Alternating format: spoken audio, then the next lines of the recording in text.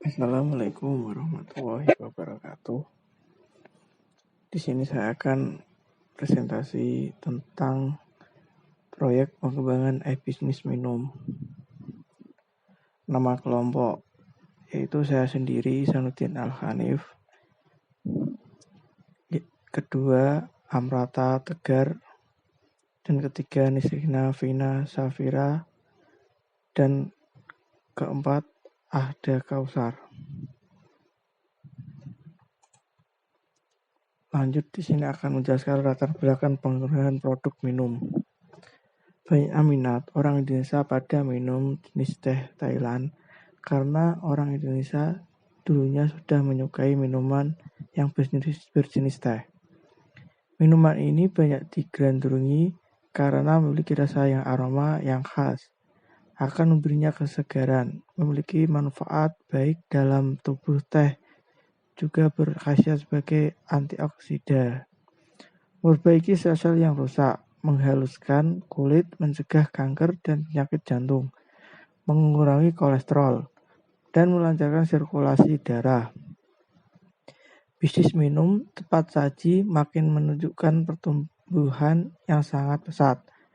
Beberapa tahun perkembangan ini muncul minum berjenis The Thailand.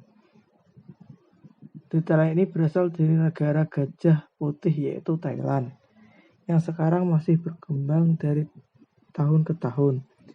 Asal The Thailand ini dulunya tahun 1980-an pada pedagang Cina yang menyalurkan teh menjadi bahan baku teh tea, yaitu teh Ceylon. Adalah teh hitam yang berwarna pekat berasal dari Sri Lanka. Seduhan teh Thailand ini tidak sembarangan karena harus memiliki aroma tajam yang memiliki rasa teh hitam yang sangat kuat. Jenis teh tea ini sudah menjadi tren di tahun ini dan belakangan ini.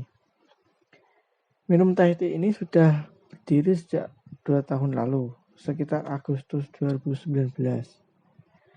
Nama minum ini sudah memiliki beberapa kompetitor yang hendak bersaing untuk mendapatkan pelanggan minum yang sudah memiliki 24 cabang di kota Semarang, seperti Ngalian, Asrep, Banjarsari, Banyumanik, Ungaran, Bawean, Manoreh, Mayaran, Hasanuddin, dan Putri Ajasmoro, Kaliwungu, Kendal, Panggadon, Puja, Telogosari, Gajah, Watal Berkuning Sindi, Tentara Pelajar, Kedung Mundu, Koswan Dani, Meranggen, Mijen, Sekar, dan Waleri, dan 4 cabang di daerah Jogja. Minum ini sudah bisa menghasilkan omset tinggi, yakni mencapai puluhan juta per bulan, dan per outletnya pengembangan bisnis ini berjalan pesat karena minum ini melakukan etika bisnis yang sesuai diharapkan oleh pelanggan. Yaitu selanjutnya akan saya lempar ke Mas Amrata. Assalamualaikum warahmatullahi wabarakatuh. Saya Amrata Tegar Suwardi dengan NIM A12 2020 06406 akan menjelaskan tentang analisis pasar brand minum. Minum merupakan bisnis F&B yang membuat dan menjual minuman Thai tea dengan perpaduan cita rasa khas Indonesia. Terdapat berbagai varian rasa dan ukuran yang terbagi menjadi 5 bagian, yaitu original dan soda series berkisar Rp10.000 untuk ukuran kecil dan Rp12.000 untuk ukuran besar di setiap menunya.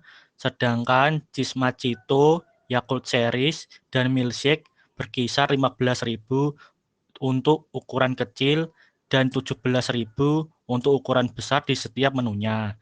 Target pasar dari bisnis ini adalah peminat minuman Thai tea, khususnya kaula muda yang sangat suka minuman semacam ini karena rasanya yang nikmat dan menyegarkan, terutama pada saat cuaca yang sedang panas, serta cocok dinikmati pada saat berkumpul dengan teman terdekat. Minum memiliki beberapa kompetitor yang menjual olahan yang sama pada saat awal berdirinya di tahun 2019. Selanjutnya saya akan menjelaskan tentang kelebihan, kekurangan, peluang, serta ancaman bisnis brand minum ini. Kekuatan, beragamnya metode pembayaran yang tersedia. 2. Terjangkau bagi semua kalangan. 3. Banyak varian rasa yang tersedia. 4. Dapat dibeli secara online melalui web atau aplikasi. Kelemahan, munculnya tren minuman baru lainnya.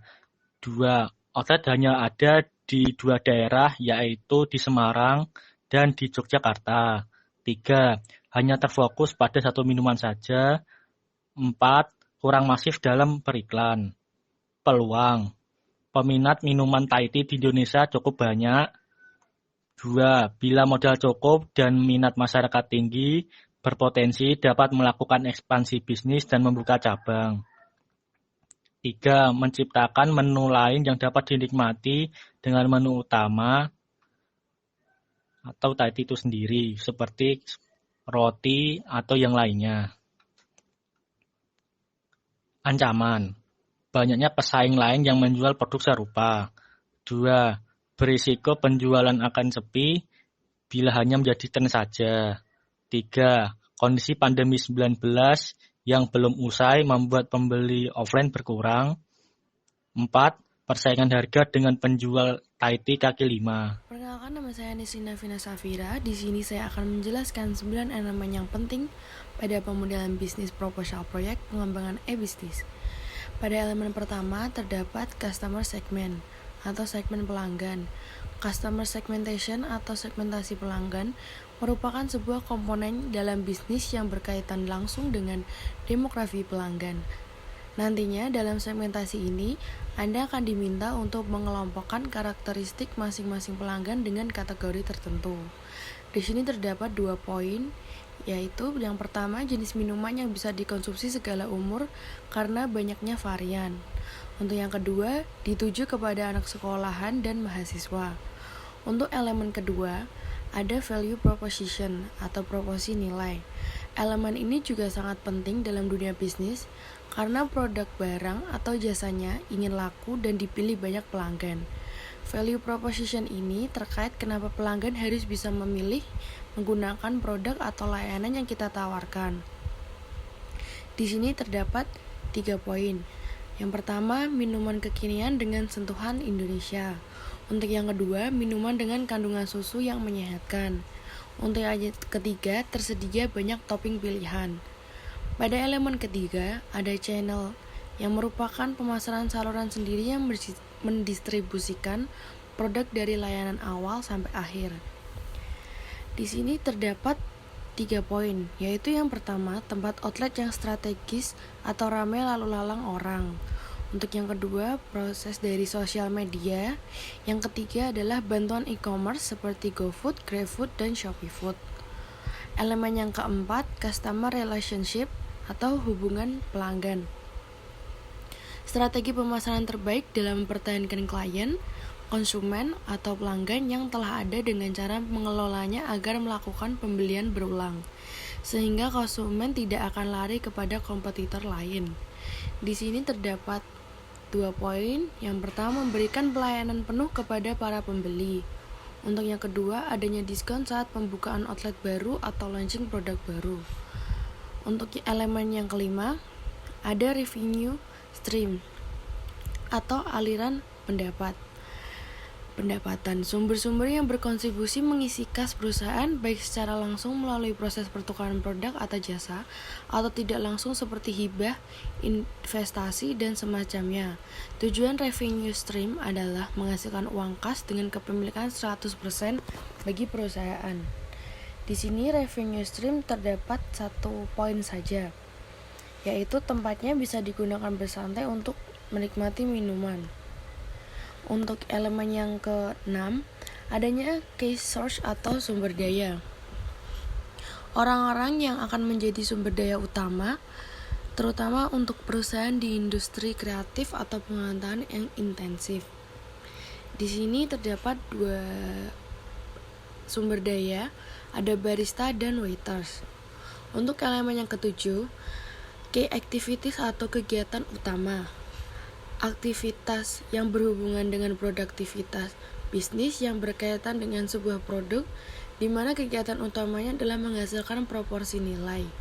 Poin ini diperlukan sebagai salah satu strategis bisnis terpenting dalam pembuatan elemen kanvas bisnis seperti ini. Di sini ada 3 poin, yaitu yang pertama pembelian bahan baku dengan kualitas yang baik. Untuk yang kedua, membuat minuman sesuai takaran agar mempertahankan rasa. Dan yang ketiga, memiliki bermacam varian rasa. Elemen yang selanjutnya adalah elemen ke-8, key partner atau kerjasama. Key partner adalah pihak-pihak yang bisa Anda ajak kerjasama dengan tujuan untuk menyokong dan mengoptimalkan alokasi sumber daya, mengurangi resiko dan ketidakpastian persaingan, serta meningkatkan kinerja. Key partnership yang baik akan membentuk siklus bisnis yang lebih stabil. Di sini ada supplier kemasan cup, supplier kemasan bahan, dan supplier bahan baku pengolahan bahan baku. Ada elemen yang terakhir, yaitu elemen yang ke-9. Terdapat cost structure atau struktur biaya. Rincian biaya-biaya yang dikeluarkan oleh perusahaan untuk menjalankan key activities dan menghasilkan value proposition. Cost structure ini dikategorikan menjadi 3, yaitu dari biaya investasi, biaya variabel atau operasional, dan biaya tetap atau fixed cost. Di sini terdapat 4 biaya cost struktur, yaitu pertama gaji karyawan, untuk yang kedua listrik per 2 minggu, yang ketiga biaya sewa tempat, dan keempat biaya bahan. Perkenalkan, nama saya Tekausar. Di sini saya akan menjelaskan bagian tentang arsitektur e-bisnis. Pada bisnis minum ini, arsitektur bisnisnya merupakan B2C atau business to consumer. Di dalam arsitektur ini sendiri terdiri dari proses bisnis, struktur organisasi, desain bisnis, dan faktor eksternal. Kita mulai dengan proses bisnisnya. Proses bisnis minum ini adalah serangkaian tugas dan aktivitas yang terstruktur dan saling terkait satu dengan lainnya agar bisa dihasilkan suatu produk maupun layanan untuk meraih tujuan tertentu. Proses bisnis minum dimulai dari customer login melalui website minum.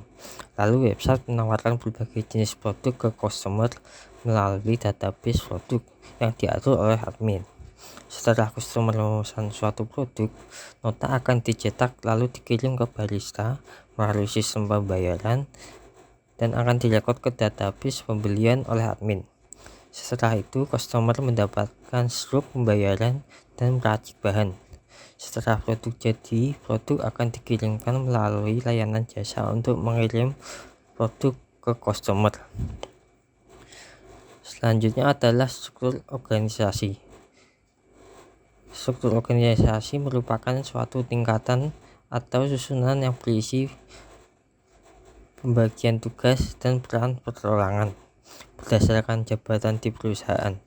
Struktur organisasi pada minum terdiri dari pertama adalah owner yang membuat keputusan besar terkait perusahaan, mengelola seluruh operasional sumber daya perusahaan sebagai pemeran utama dalam mengelola komunikasi dan sekaligus wajah dari perusahaan. Lalu ada SPV, memiliki kepentingan pada perusahaan karena bertanggung jawab dalam memastikan staf bekerja sebagai prosedur, mengawasi staf karyawan, melakukan instruksi kerja, bertanggung jawab dalam keamanan dan keselamatan serta kesehatan yang terancam. Lalu admin, bertujuan untuk merekap data perusahaan seperti keuangan dan pemasukan barang, mengelola dokumen, dan tentunya menyimpan secara terstruktur. Trainer mengajarkan resep yang tidak disajikan ke anak trainer, bertanggung jawab penuh atas kelulusan anak training dan ikut andil dalam kelulusan anak training. Kapten terdapat pada setiap atlet, ikut membantu SPV dalam mengawasi anak dalam bekerja, bertanggung jawab dalam setiap hal di outlet. Logistik mempersiapkan barang yang sudah habis per outlet, meminimalisir kekurangan bahan produk per outlet. Dan yang terakhir, karyawan melaksanakan pekerjaan sesuai dengan tugas dan perintah yang diberikan, membantu kapten dalam menjaga keamanan dan ketentraman perusahaan, bertanggung jawab pada hasil produksi. Untuk desain interface website dari Minum dapat dilihat yang dilakukan user yang ingin memesan produk pertama, yaitu login pada halaman login. Setelah user login, user akan ditawarkan menu produk pada home screen. Di sini home screen menyediakan bermacam-macam produk yang dapat dipesan. Lalu jika user ingin melihat produknya secara detail, user dapat mengklik gambar produk yang akan menuju ke halaman miskin, di mana detail produk seperti harga, resipi, delivery time dapat dilihat. Selanjutnya, ketika user ingin menambahkan produk ke chart, user akan memasukkannya melalui Add to Chart screen, di mana user dapat mengatur beberapa jumlah produk yang dibeli dan ukuran produk yang dibeli, mulai dari small, medium, atau large. Setelah user memasukkan produk ke chart, user dapat melakukan order pada checkout screen. Checkout screen bertujuan untuk memperlihatkan user barang yang telah dibeli, alamat pembeli, dan metode pembayaran. Setelah selesai, user dapat melakukan order. Sekian dari presentasinya. Saya ucapkan terima kasih banyak pada kelompok yang sudah membantu mengerjakannya. Saya akhiri, bila ada kesalahan saya minta maaf. Assalamualaikum warahmatullahi wabarakatuh.